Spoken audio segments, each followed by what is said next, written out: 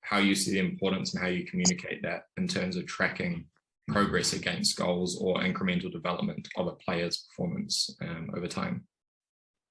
Yeah, so for the past 6 or 7 years, I've been using my own measured practice where I would go in and then I've got very specific practice plans for the players. So depending on what they have hired me to do, depending on what I feel like they need to improve on, I would sort of take a piece out of my practice plans and then move it into their practice and say, this is how I want you to practice in the measured practice, and this is how I want you to measure that particular aspect.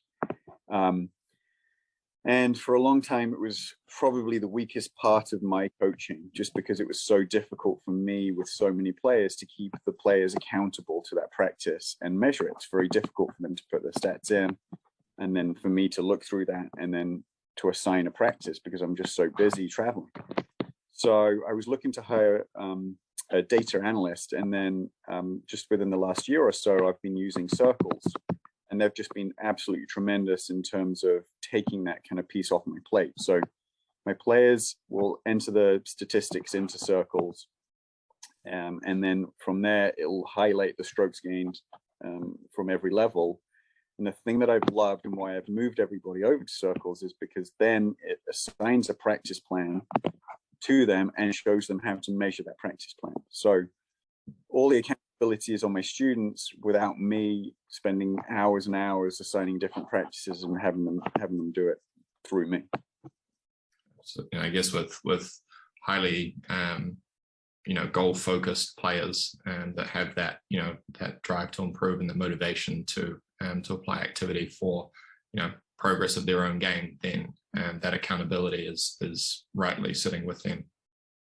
Yeah, and at the end of the day, a player is only going to be as good as the amount of effort and intention and work that they put in. Now, it could be the greatest coach in the world. If the player's not doing the work, then that's on them.